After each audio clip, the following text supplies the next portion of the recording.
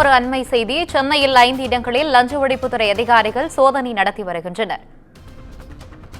இதுகுறித்து கூடுதல் விவரங்களுடன் இணைகிறார் எமது செய்தியாளர் சுப்பிரமணியன். வணக்கம் சுப்பிரமணியன், உங்களுடைய கூடுதல் விவரங்களை சொல்லுங்க.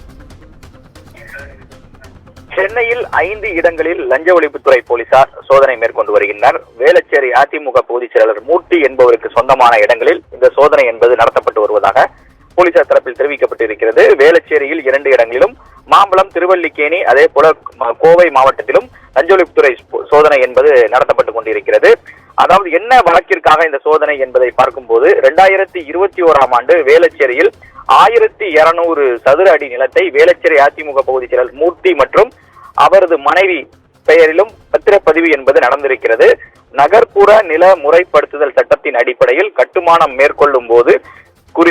மேற்கொள்வது குறித்து பத்திரப்பதிவு செய்ய வேண்டும் என்பது சட்டம் இருக்கிறது. ஆனால் இந்த சட்ட விதிகளை மீறி 1200 சதுர அடி பத்திரப்பதிவு செய்துள்ளதாக லஞ்ச ஒழிப்புத்துறை போலீசாருக்கு குற்றச்சாட்டு வந்தது, புகார் வந்தது. அதன் அடிப்படையில் லஞ்ச ஒழிப்புத்துறை போலீசார் இது தொடர்பாக விசாரணை நடத்தினார்கள். இந்த விசாரணையில் பத்திரப்பதிவு செய்வதில் முறைகேடு நடந்திருப்பது என்பது கண்டுபிடிக்கப்பட்டு தற்போது வழக்கு பதிவு செய்யப்பட்டிருக்கிறது.